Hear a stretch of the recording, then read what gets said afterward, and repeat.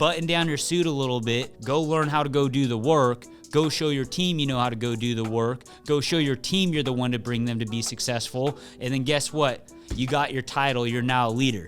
I'm in the big leagues, told them don't miss me. Ballin' like Houston, ayy, feeling like Whitney. I need a bag, bruh, send it through quickly. I'm making his dog, like I'm in the big leagues. Told him that I gotta go, dog. I'm riding the road, y'all. I think that I'm back in my bag now. So I need that go, y'all. Got hits when he throwing the fastball. Just too quick for it, peeling off like the whip orange. Welcome back, my friends. Welcome to the Do Good Movement. Our purpose here is to make a positive impact in our society through real life education. The movement comes into play when you guys share the content to help other people do good just like you. Yes, it's simple as that. Excited to be back in here chatting with you guys. I've been spending a lot of time with my front lines in our company lately and been having a good time doing it. Even waking up at 2 a.m. every day, it's still awesome. You know, making impact and seeing change firsthand is really exciting to me. And it, as I talked about last time, it just really brings me back down to my roots. So that's what I've been up to, that and hanging out with my family. Just telling one of my team members, Tyler, that we locked up a facility out by where I live. It's going to be pretty badass. I can't wait to show you guys some pictures. If you follow one of the social media accounts we have, there's this big old warehouse that's getting all decked out right now for all the cool toys and stuff. And then we have a good sized room upstairs that's getting set up for the whole studio and hang out and all that kind of stuff. So getting it really set up and friendly to have more guests on the show and different things like that, and just have that atmosphere to, you know, get people excited. You know, I plan to bring, you know, let it stay open here and there for kids and stuff to come in, sit in some cool cars, do different things like that, and just really open it up to the community to, you know, let people know that, hey, you could dream and make these things come true. And sometimes when people get to see it and feel it, they get really excited. So pretty amped of that project going on right now. And then it's been spending a lot of time with my family on the weekends, and it's been a blessing. So you guys all with family and little kids, I'm sure you could relate to that. Now today it's going to be a business podcast, and I'm going to just talk about manager expectations. You know, it's funny.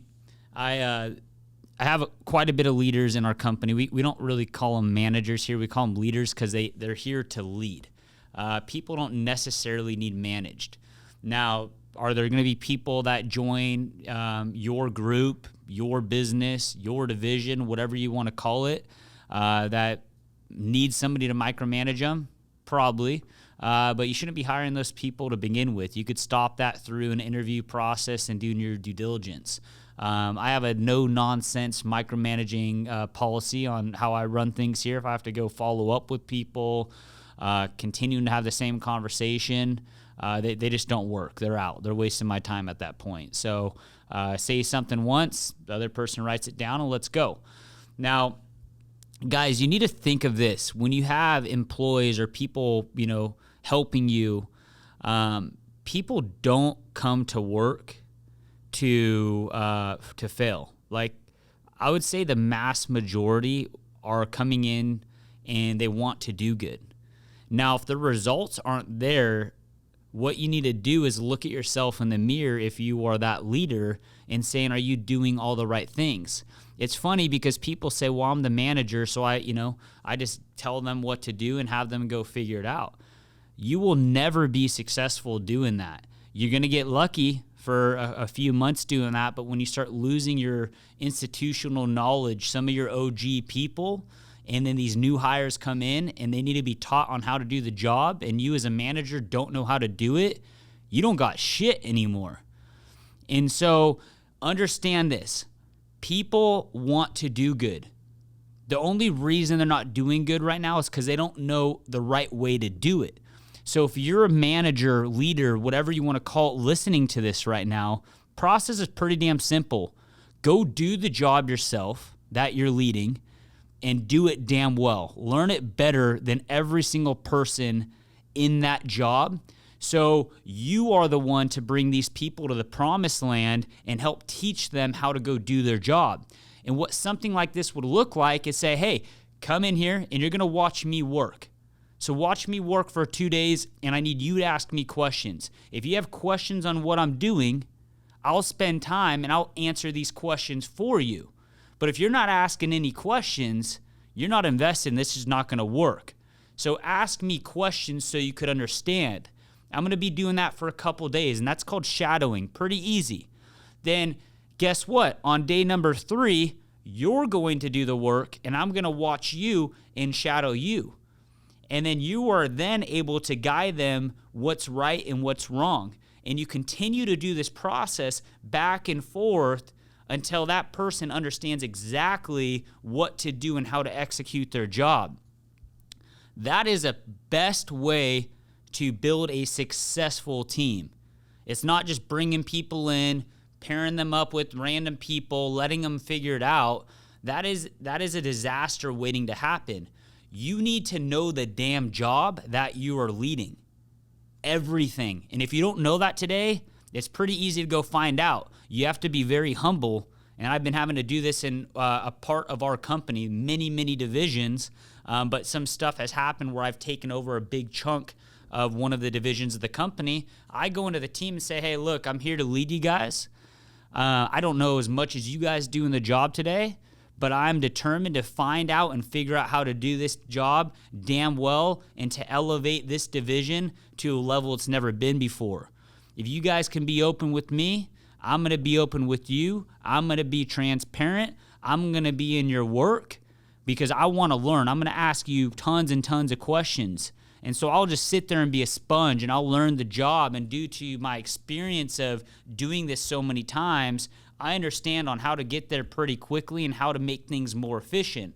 But I don't go in and disrupt all these things in the beginning because that's going to make people put up their guard from wanting to teach me. So even though I see a disaster going on, I'll sit there, I'll learn it, I'll understand why they're doing it that way, how they learned to do it that way.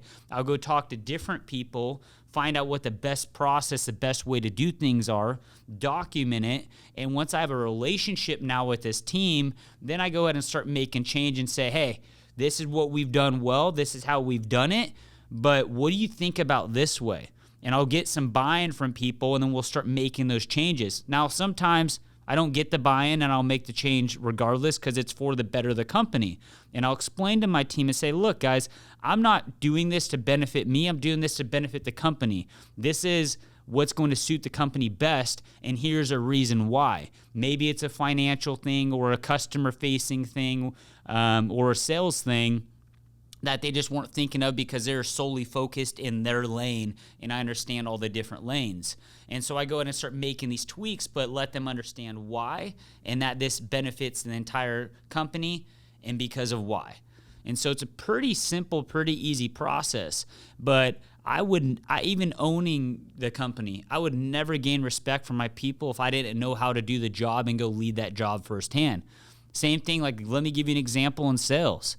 I will be the one, if I'm responsible to bring on new hires in sales, I'm going to learn exactly what the processes are in our company. I'm going to learn how we're doing with that. I'm going to talk to customers on what they like and they don't like. I'm going to talk to other reps, other salespeople in our company, what they like and they don't like. And I'm going to figure this whole thing out. And then I'm going to practice and I'll cold call a bunch of different customers, get it dialed in. So then when my new hire starts, I'm going to have my new hire after they go through training and learn our product and our business and all that cool stuff. I'll have that new hire sit with me and I'm going to sit there all day and pick up the phone and cold call and cold call. You get that. What questions do you have? Answer those questions, and I'm going to continue to move and continue to flow through it. And then, like I said, day 3, then they're going to do cold calls and show me how to do that. And then maybe the next week on day 5, I'm writing up orders in the system. And then day 6, they're showing me how they write up orders in the system. All people need, guys, is they need somebody to teach them how to do the job and how to get to the promised land. You do not get there by telling people what to do or go talk to this and try to play this whole little, game in hoping it sticks. I could tell you what sticks. Knowing how to do the damn job, showing and proving that firsthand, that's going to build 1,000 times more confidence in those people saying, yep, I get it, that works, I see it firsthand. Now let's go. It's game time, and they're able to rinse and repeat over and over and over again. That is a manager's expectation. It's not to go sit in the back office and point fingers and do things behind a computer. Are there times where you have to go look at data and do computer work and all those things and build processes? 100%. But it all starts with knowing the damn job, knowing your damn people, building those relationships, leading from the front, being the first one to pioneer stuff, to walk down a new road, to blaze through a new trail and show them that, hey, this is safe and we could do that. Now, you might have other people in your group that could go do that for you, but you need to do it first. Once you have the courage and your whole team sees that you as a leader are able to go ahead and do that, then you're able to start assigning other people to go ahead and possibly become leads of that division to go pave those paths and bring in new people for you. But you have to stay close to your team and what you do. And I brought in many people over the years that have wanted me to go focus on other things, and I've always stayed close to every single division in the company. No matter how big we have gotten, I've forced myself into almost every single piece of our company, so I know what's going on. So if I ever got that call, if I ever had to go in there, I know how to do the damn job, and I could relate to my team members and I could show them how leading is really done. Now, I think that's it. It's as simple as that. And so if you guys have aspirations to go lead, if you have aspirations to go manage, and you're not in that position today, be the best damn worker you could ever be. Learn every single inside and out of that company. Now, the only piece you might be missing is how to control your emotions, your ability to influence people, how to stay organized, how to be proactive, how to come prepared, how to come across in a conversation with your words, with your body language, the right time to follow up, when to talk to people in a group versus one-on-one, some of the back-end stuff. Guys, all that stuff I just rambled on, extremely, extremely, extremely easy. The hardest thing is knowing how to do the job, and that's where I see most managers struggle. It's because they know how to talk to people, they know the posture, they know all that crap, but they don't know how to do the job, and they're not vulnerable enough to go in there and say, hey, man, I don't know how to do this.